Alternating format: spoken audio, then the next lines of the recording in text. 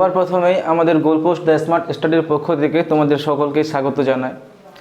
তো বিগত কয়েকদিন ধরে আমরা কোনো কারণবশত প্রতিনিয়ত তোমাদের জন্য ভিডিও বানাতে পারছিলাম না, তো তার জন্য আমরা ভেরি সরি। কিন্তু এরপর আমরা প্রমিস করছি যে আর কোনো লেট হবে না, আমরা প্রত্যেক দিন তোমাদেরকে নতুন নতুন ভিডিও দিয়ে উপকৃত করব, ঠিক আছে? তো দেখো, আজকে আমরা শুরু করছি হরমোন চ্যাপ্টারটা, যেটা আমাদের কিন্তু একটা গুরুত্বপূর্ণ অধ্যায়। তো এই হরমোনে আমরা কিছু কিছু জিনিস জানবো যেগুলো আমাদের এক্সামের জন্য খুবই দরকার। তো সবার প্রথমেই বলে রাখি, হরমোন কথাটির অর্থ হচ্ছে জাগ্রত করা, যেটা গ্রিক শব্দ হরমো থেকে এসেছে, ঠিক আছে? তো এইখানে আমরা এই হরমোনকে দুটি ভাগে ভাগ করব, একটা হচ্ছে উদ্ভিদ হরমোন এবং একটা হচ্ছে প্রাণী হরমোন। তারপর আমরা আলাদা আলাদা করে তাদের প্রত্যেকটার কাজ এবং প্রত্যেকটা কোথায় পাওয়া যায় এই সমস্ত জিনিসগুলোকে একটু একটু করে জানবো। তো দেখো, হরমোনকে আমি দুই ভাগে ভাগ করছি। একদিকে লিখছি উদ্ভিদ হরমোন, একদিকে লিখছি আমি উদ্ভিদ হরমোন,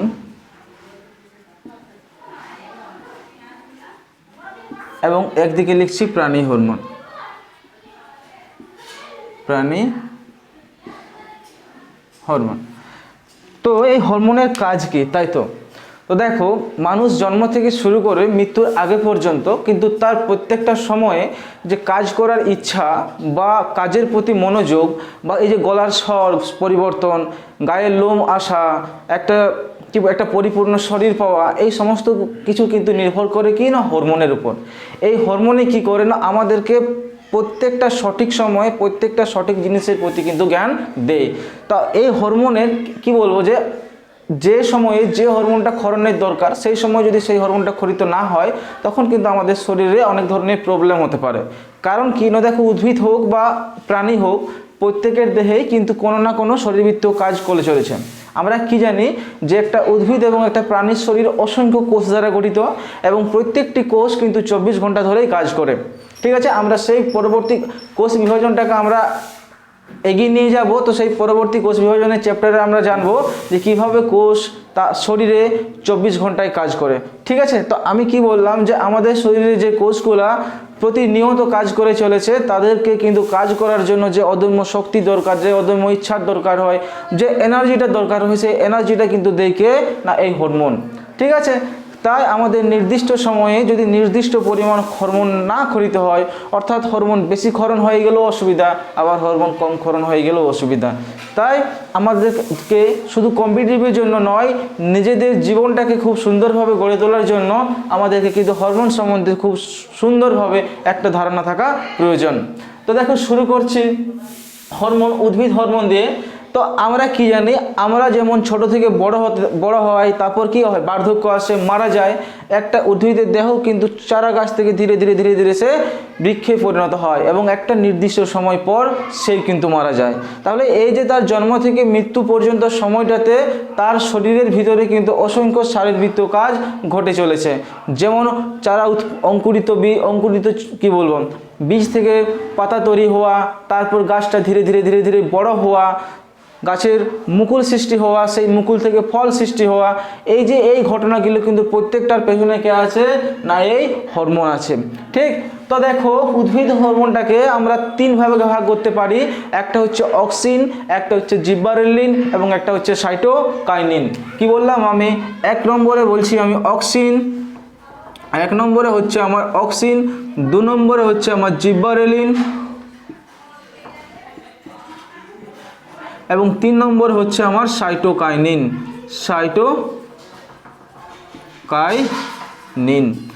এরা কিন্তু উদ্ভিদের বিভিন্ন জায়গায় অবস্থান করতে পারে।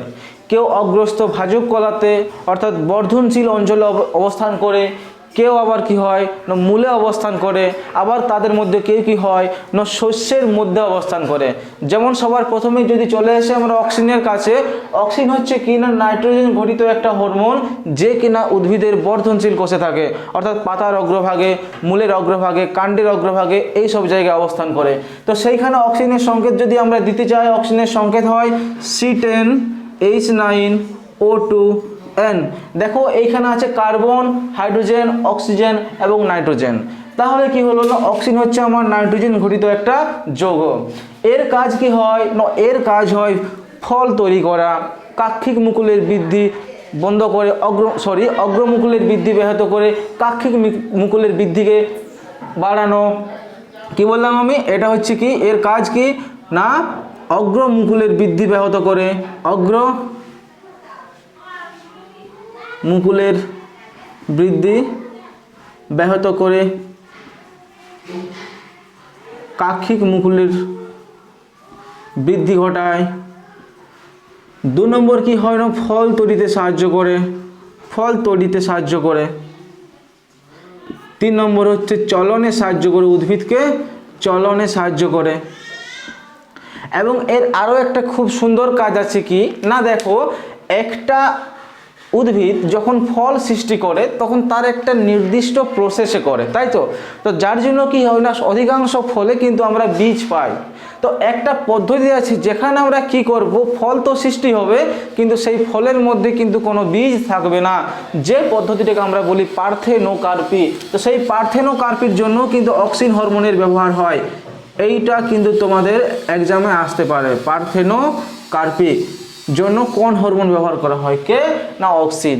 ঘটনাটা একটু বলে দিই যে দেখো ফল সৃষ্টির জন্য কি দরকার, যে ডিম্বাশয় ফলে পরিণত হয়, কিন্তু কি হয় বলতো যে যদি বাইরের থেকে আমরা অক্সিন হরমোন প্রয়োগ করি কোথায়, ডিম্বাশয়, তাহলে কি হয় না ডিম্বাশয়ের ওজনটা বেড়ে যায়, যার ফলে কি হয় তার ভিতরে থাকা যে ডিম্বকগুলো থাকে সেই ডিম্বকগুলো কিন্তু নিষেকের আগেই ফলে সৃষ্টি হয়ে যাচ্ছে, ফলে সেই ডিম্বকগুলো কিন্তু বীজে পরিণত হতে পারছে না। কি বললাম আমি, যে বাইরে থেকে কোনো ফুলের মধ্যে ডিম্বাশয়ের মধ্যে যদি আমি অক্সিন হরমোন প্রয়োগ করি তাহলে ডিম্বাশয়ের কি হয়ে যাচ্ছে, নিষেকের আগে সে ফলে পরিণত হয়ে যাচ্ছে, তার ভিতরে অক্সিজেন জমা হচ্ছে, ডিম্বাশয়ের ওজন আয়তনটা বাড়ছে এবং সে ফলে পরিণত হয়ে যাচ্ছে, কিন্তু তার ভিতরে থাকা ডিম্বক কিন্তু বীজে পরিণত হতে পারছে না, যে পদ্ধতিটাকে আমরা বলি কি পার্থেনোকার্পি।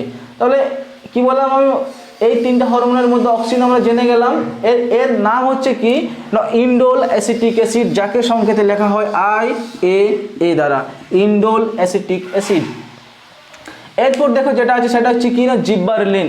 উদ্ভিদ হরমোনের এমন একটা হরমোন হচ্ছে জিব্বারেলিন, যেটা কিন্তু নাইট্রোজেন ঘটিত নয়, অর্থাৎ এর মধ্যে কিন্তু কোনো নাইট্রোজেন নেই।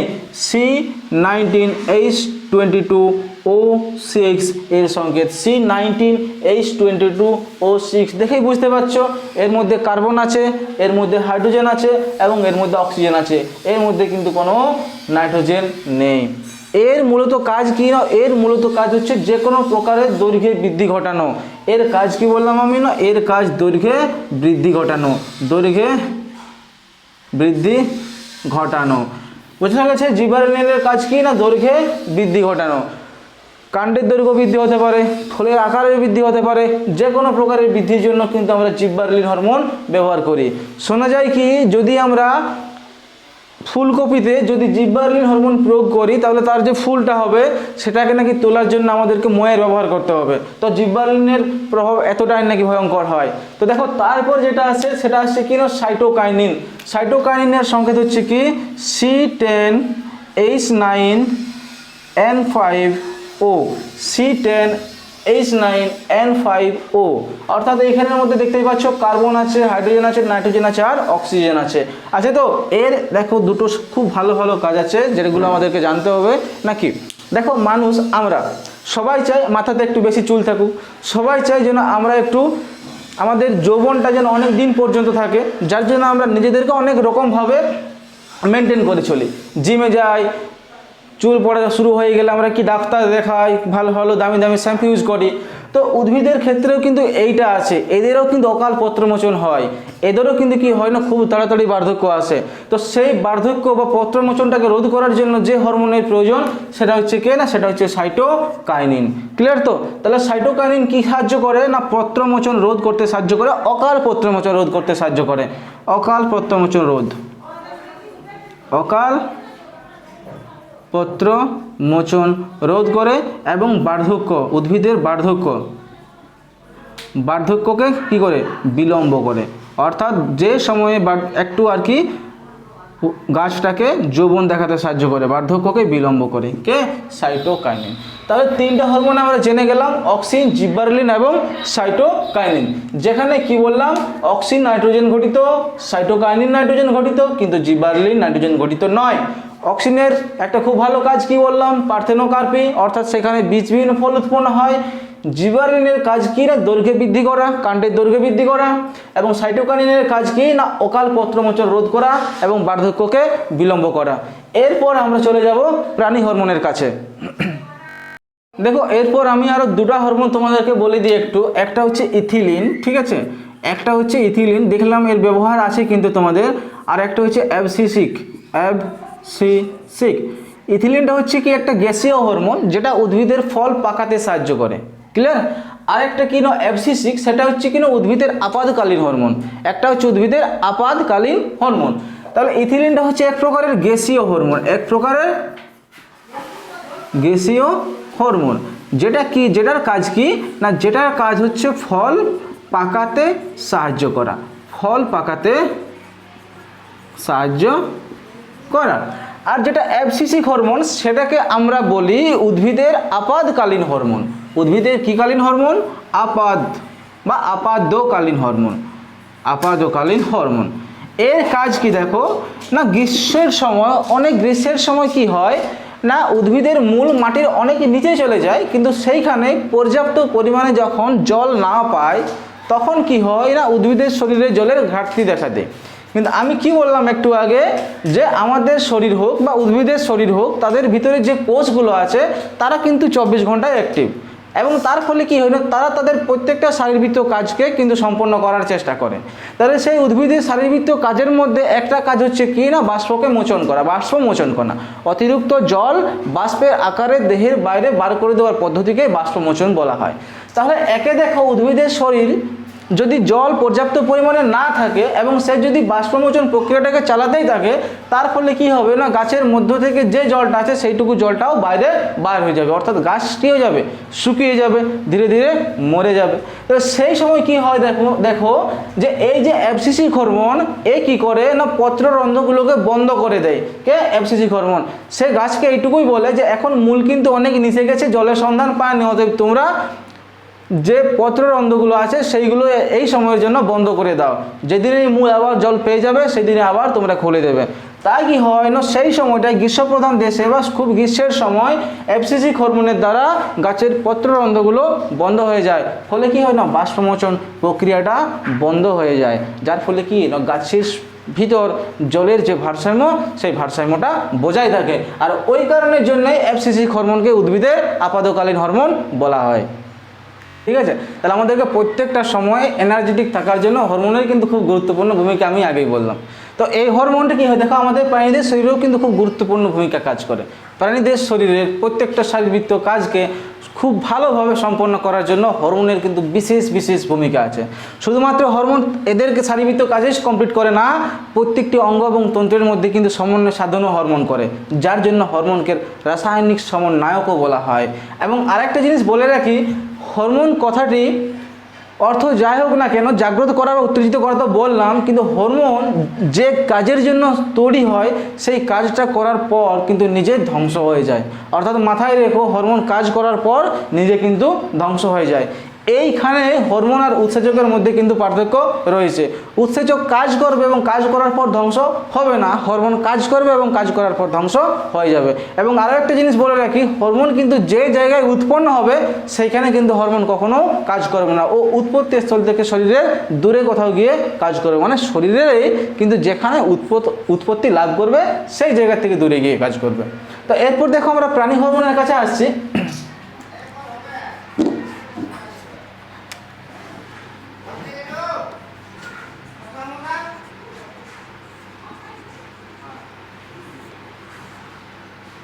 দেখো প্রাণীদের শরীরে হরমোন কিন্তু অনেকগুলো জায়গা থেকে খরিত হয়, এবং সেই অনেকগুলো জায়গাকে আমরা যদি ভাগ করতে চাই তাহলে আমরা মোট দুটো ভাগ পাবো।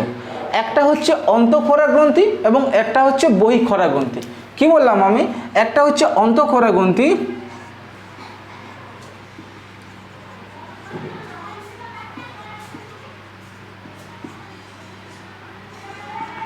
আর একটা হচ্ছে কি না বহিঃক্ষরা গ্রন্থি।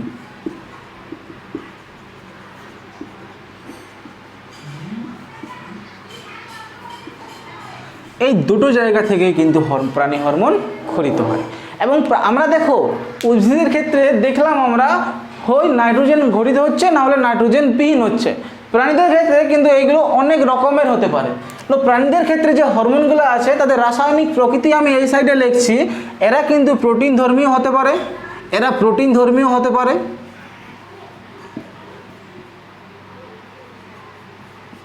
এরা অ্যামাইনো ধর্মী হতে পারে,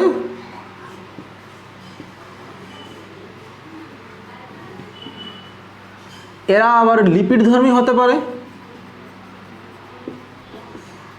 এবং এরা আবার স্টেরয়েড ধর্মীয় হতে পারে, স্টেরয়েড ধর্মীয় কিন্তু হতে পারে। তো প্রোটিন ধর্মী কি না, অনেকগুলো অ্যামাইনো অ্যাসিড একসাথে যুক্ত হয়ে প্রোটিনের একটা আস্তরণ তৈরি করে এবং তার ফলে সেইখান থেকে যে হরমোনটা বার হয় তার ধর্ম হচ্ছে প্রোটিন ধর্মী। উদাহরণ হিসাবে আমি বলতে পারি STH, সোমাটোট্রফিক হরমোন বা স্টিমুলেটিং ট্রফিক হরমোন। অ্যামাইনো ধর্মী কি বললাম না, অ্যামাইনো ধর্মী যখন একটি মাত্র অ্যামাইনো অ্যাসিড দ্বারা তৈরি হবে তখন তাকে অ্যামাইনো ধর্মী বলবো। যেমন আছে আমার কি অ্যাড্রিনালিন আছে, থাইরোস্কিন আছে, এরপর দেখো কি আছে লিপিড ধর্মী আছে।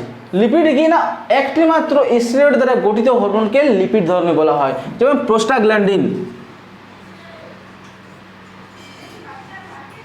প্রোস্টাগ্ল্যান্ডিন, ঠিক আছে। এবং স্টেরয়েড ধর্মী আমাদের কি আছে, প্রোজেস্টেরন আছে, প্রোজেস্টেরন,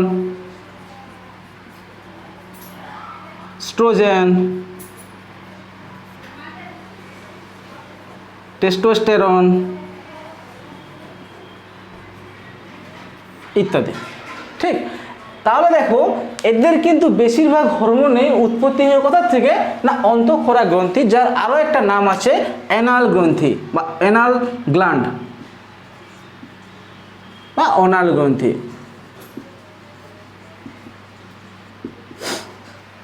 ঠিক। তাহলে দেখো অন্তঃক্ষরা গ্রন্থিটা কি না, অন্তঃক্ষরা গ্রন্থি আর কিছুই না, যে আমাদের শরীরে তো অসংখ্য কোষ আছে, তো সেই অসংখ্য কোষের ভিতরে আরও ছোট ছোট কোষ দ্বারা তারা গঠিত হয়। তাহলে এই কোষের মধ্যে এমন কিছু কিছু সেল কোষ বা কোষ থাকবে যাদের মধ্যে কিন্তু কি হবে না, হরমোন তৈরি করা, হরমোন উৎপন্ন হবে, যাদেরকে আমরা অন্তঃক্ষরা গ্রন্থি বলবো। তাহলে দেখো এই যে সেলের ভিতরে যে রক্তবাহগুলো যাচ্ছে তারা কিন্তু সেই সেলের ভিতরেও প্রবেশ করবে। তাহলে এইভাবে প্রবেশ করতে করতে সেই রক্তবাহটা কিন্তু যে সেলটা থেকে হরমোন খরিত হচ্ছে তার পাশ দিয়েও বয়ে যাবে। তো তাহলে কি হচ্ছে দেখো না, এই যে গ্রন্থিটা এইখান থেকে যে হরমোনটা খরিত হবে, দেখো তাকে আমরা পাশের চিত্রে একটু বুঝে নিচ্ছি যে এইটা হচ্ছে এইটা আমার গ্রন্থিটা, অ্যানাল গ্রন্থিটা, এইখান থেকে হরমোন উৎপন্ন হবে এবং এর পাশে আছে এই রক্তবাহটা, এর পাশে আছে কে না এই রক্তবাহটা, এইভাবে যাচ্ছে, ক্লিয়ার। তাহলে এইখান থেকে দেখো এই হরমোন উৎপন্ন করবে, উৎপন্ন করার পর কি করবে না ধীরে ধীরে ধীরে ধীরে সেই হরমোনটাকে এই রক্তবাহের মাধ্যমে প্রবেশ করিয়ে দেবে। তো এই রক্তবাহের মধ্যে কে কে আছে না, এই রক্তবাহের মধ্যে আছে আমার রক্ত এবং লসিকা, রক্ত এবং লসিকা।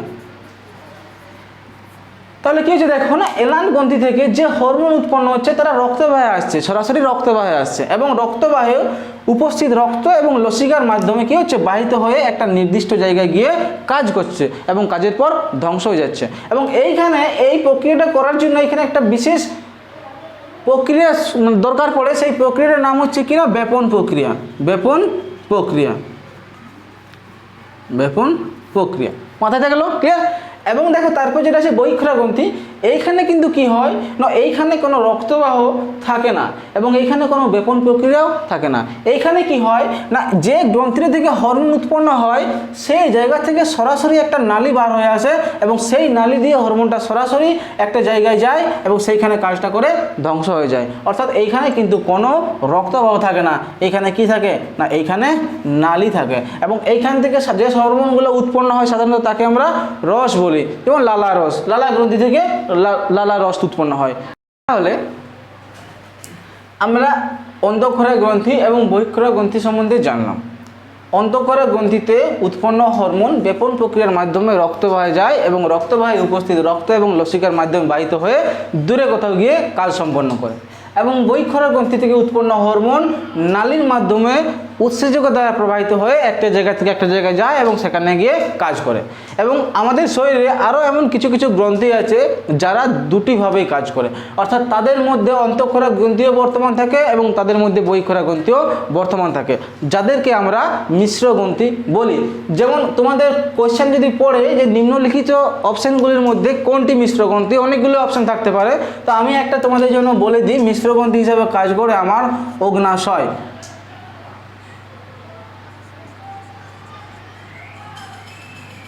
অগ্নাশয় ক্লিয়ার। এরপর দেখো একটু শুনে নাও যে মানব শরীরে যে সমস্ত হরমোনগুলো পাওয়া যায় বা যে সমস্ত হরমোনগুলো উৎপন্ন হয় তাদের কিন্তু প্রত্যেকেরই একটা নির্দিষ্ট বৈশিষ্ট্য থাকে এবং তাদের প্রত্যেকেরই একটা নির্দিষ্ট কাজ করার ধরন থাকে। কিছু কিছু হরমোন উৎপন্ন হয় এবং উৎপন্ন হয়ে তারা নিজে দূরে গিয়ে কোথাও গিয়ে কাজ সম্পন্ন করে। আবার কিছু কিছু হরমোন আছে তারা উৎপন্ন তো হয় এবং দূরে অন্য কোনো গ্রন্থিতে গিয়ে সেই গ্রন্থি থেকে হরমোন ক্ষরণের জন্য তাকে উদ্দীপিত করে তোলে। অর্থাৎ কিছু হরমোন অপর কোনো গ্রন্থি থেকে হরমোন ক্ষরণে সাহায্য করে, আবার কিছু হরমোন নিজে কাজ সম্পন্ন করে। তাহলে দেখো এইখান থেকে আমরা আরও একটা ডেফিনেশন পাচ্ছি কি, যে সমস্ত হরমোনগুলা অন্য কোনো গ্রন্থির হরমোন ক্ষরণে সাহায্য করে তাদেরকে কিন্তু আমরা ট্রফিক হরমোন বলি। ট্রফিক হরমোন, ট্রফিক হরমোন, তাদেরকে কিন্তু আমরা কি বললাম না, আমরা ট্রফিক হরমোন বললাম। ঠিক আছে। এরপর দেখো, এরপর আমরা চলে যাব না আমাদের পিটুইটারি গ্রন্থিতে। পিটুইটারি গ্রন্থি কিন্তু একটা অন্তঃক্ষরা গ্রন্থি, সেইখান থেকে অনেক ধরনের কিন্তু হরমোন ক্ষরিত হয় এবং তাদের ভিতরে ম্যাক্সিমাম যতগুলো হরমোন আছে প্রত্যেকেই কিন্তু আমাদের কাছে ইম্পর্টেন্ট এবং সেই জিনিসগুলোকে দেখো আমরা একটু শর্টভাবে জেনে নেব। তাহলে দেখো আমরা আসছি পিটুইটারি গ্রন্থিতে।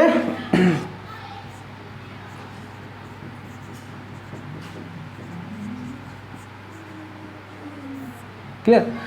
তো এই পিটুইটারি গ্রন্থি আমাদের মস্তিষ্কে হাইপোথ্যালামাসের সংলগ্ন অবস্থায় ঝোলানো অবস্থায় থাকে। ঠিক আছে। কি হচ্ছে না, এই পিটুইটারি হরমোনের উপরে থাকে কে না হাইপোথ্যালামাস। হাইপোথ্যালামাস। তো এই হাইপোথ্যালামাসের কাজ কি না, হাইপোথ্যালামাসের কাজ হয় পিটুইটারিকে উদ্দীপিত করা হরমোন ক্ষরণের জন্য, যার জন্য হাইপোথ্যালামাসকে পিটুইটারি গ্রন্থির প্রভু গ্রন্থি বলা হয়। এবং এই পিটুইটারি হরমোনের কাজ কি না, আমাদের মানব শরীরে আর যে সমস্ত গ্রন্থি আছে তাদের থেকে হরমোন ক্ষরণে সাহায্য করা, যার জন্য পিটুইটারি গ্রন্থিকে প্রভু গ্রন্থি বলা হয়। প্রভু গ্রন্থি বলা হয়, ইংরেজিতে মাস্টার গ্ল্যান্ড। এবং প্রভু গ্রন্থি বলা হয় কাকে না হাইপোথ্যালামাসকে। ঠিক আছে। তো এই পিটুইটারি হরমোনের দুটো ভাগ, একটা হচ্ছে অগ্র এবং একটা হচ্ছে পশ্চাৎ। অগ্র পিটুইটারি এবং পশ্চাৎ পিটুইটারি। হালকা করে আমি ছবিটা একটু এঁকে দিই। এইটা হচ্ছে আমার পিটুইটারি গ্রন্থি, একটু দেখে নাও।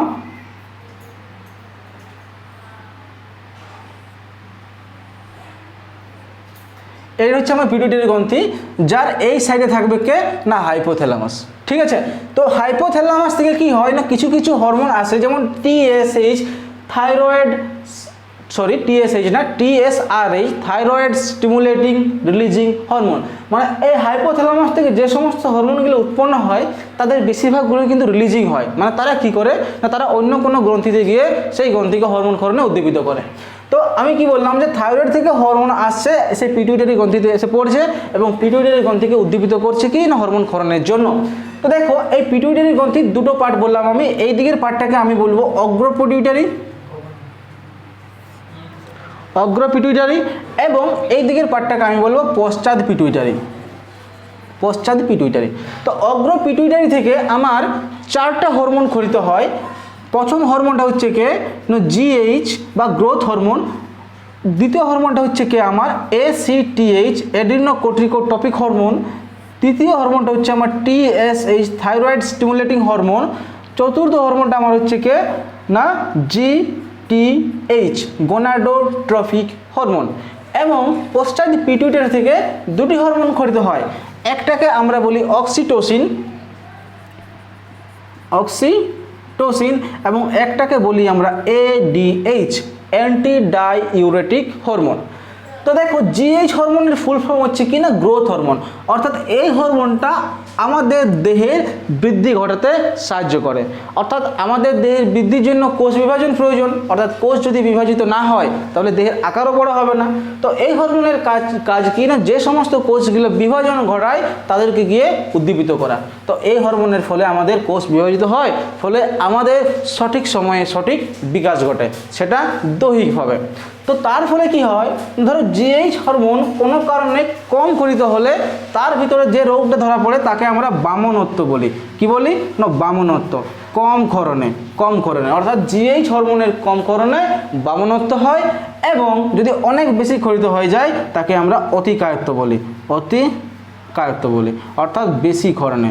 জিএইচ হরমোনের কম ক্ষরণে বামনত্ব হয় এবং অধিক ক্ষরণে অতিকায়ত্ব হয়। এবং এরপর আছে কি না, এসিটিএইচ, অ্যাড্রিনোকর্টিকোট্রপিক হরমোন। তো এই হরমোনটা আমাদেরকে কিন্তু অতটা বেশি ইম্পর্টেন্ট ভূমিকা কিন্তু গ্রহণ করে না এই হরমোনটা, যে এর ফুল ফর্মটা জেনে রাখো, অ্যাড্রিনোকর্টিকোট্রপিক হরমোন। এরপর দেখো যেটা আছে সেটা হচ্ছে কি আমাদের টিএসএইচ, থাইরয়েড স্টিমুলেটিং হরমোন।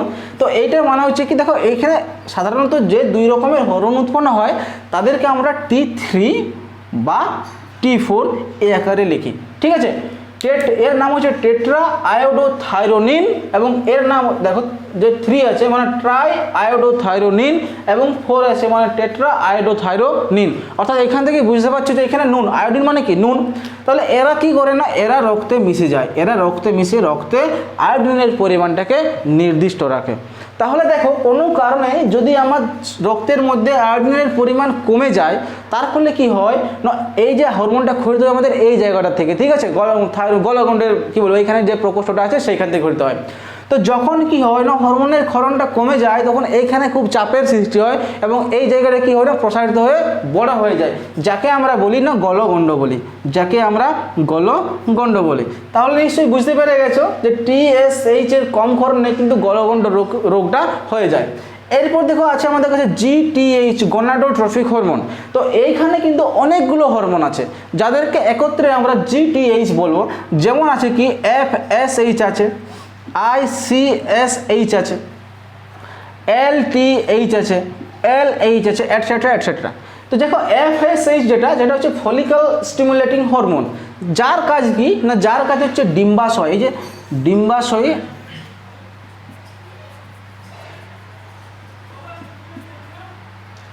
ডিম্বাণু তৈরি করা, ঠিক আছে, ডিম্বাণু তৈরি করা, মানে যে ফলিকলগুলো আছে সেই ফলিকলগুলোকে ডিম্বাণুতে পরিণত করে কে না এই এফএসএইচ হরমোন। এরপর দেখো কে আছে আইসিএসএইচ, ইন্টারস্টিয়াল সেল স্টিমুলেটিং হরমোন। এর কাজ হচ্ছে কি না, আমাদের পুরুষের শরীরে কি হয় না টেস্টোস্টেরন তৈরি করা।